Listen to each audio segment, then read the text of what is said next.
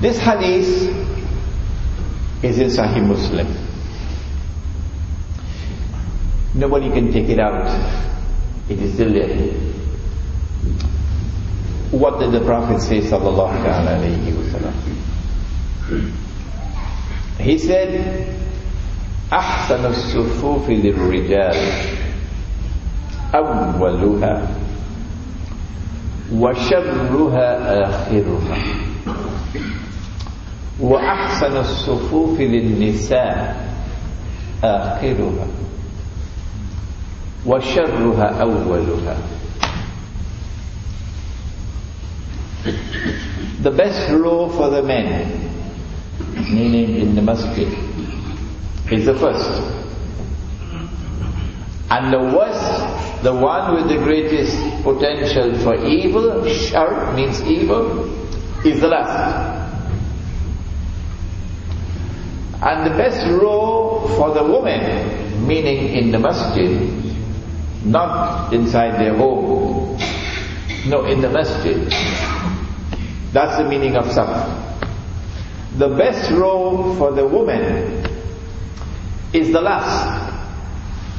And the worst, the one with the greatest shar, and shar means evil, danger, is the first.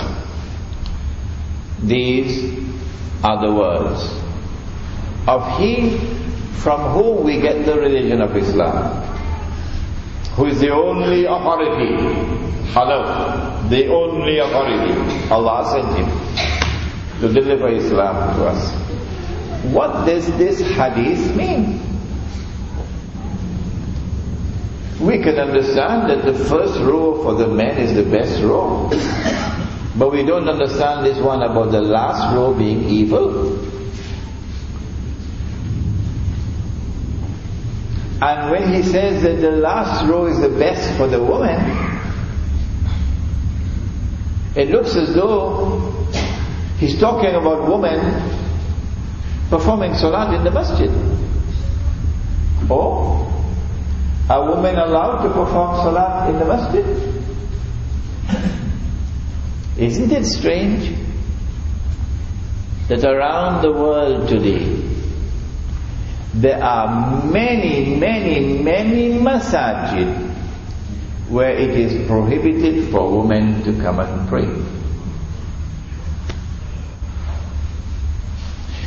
In my island of Trinidad,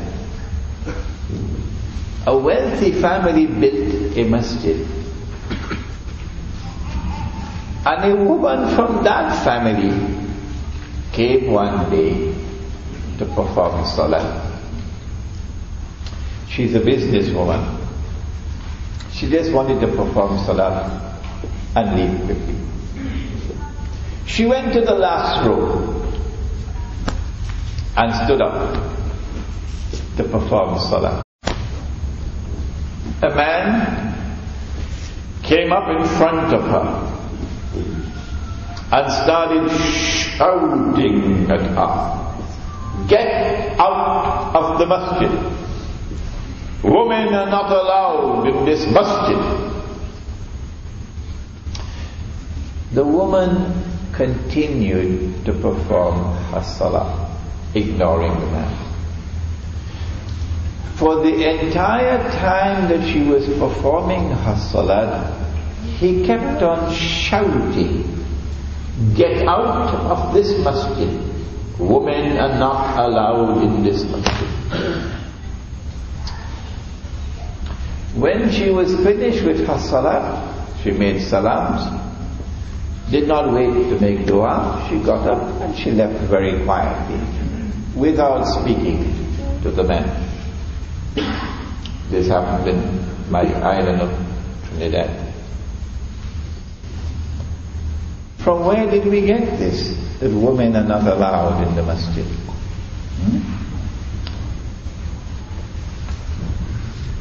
In the time of Umar radiallahu ta'ala anhu, there must have been conditions of grave insecurity. And since men are the guardians of a woman cannot leave her home unless her guardian is satisfied that she is safe. And so you can prohibit your wife from coming to the masjid. Of course you can do that. But that will be because of conditions of insecurity. Yes. But that cannot be a permanent ban. Because if you make it a permanent ban, then you have changed the religion. Because from this hadith we know that women came to the masjid for salah. And Nabi Muhammad alayhi salatu wasalam has himself said specifically, do not prohibit women from coming to the masjid for salah. You can say to your wife, it's better for you to pray at home. But if she says, I want to come to the masjid, as the wife of Umar radiallahu ta'ala anhu, he is the Khalifa, and she wants to come to the masjid, he could not stop her. Why don't you stop me, she said. Amir al-Mu'minin, why don't you stop me? She used to say to him. He could not. Because she had the right to come. Because Allah's Messenger gave her the right. The only time he could stop her is if there are conditions of insecurity. And even now, right here in Mitchell's place, if there are conditions of insecurity, you can tell your woman to stay at home. Not allowed to come to the masjid. You can do it now. And so if women are banned from coming to the masjid, you've changed the religion. What is going to be your fate on the day of judgment? Hadith is in Sahih Bukhari, but in two forms, both of which are dangerous. That it will be very hot on the day of judgment. Heat will be terrible. And we'll be very thirsty. But the ummah of Muhammad sallallahu ta'ala alayhi wa sallam will be coming to him, and he will be standing by Al-Kawthar, the spring of water, and he'll be offering water to members of his ummah. But there will be some who would come to him and he would refuse to give them water. And they would say, "O Messenger of Allah, we are Muslims. We are members of your ummah." He would say, "But you changed your religion after I left. No water for you today." That is one form of the hadith. The other one is worse than that. In the other form, it is Allah who instructs him, don't give them any water.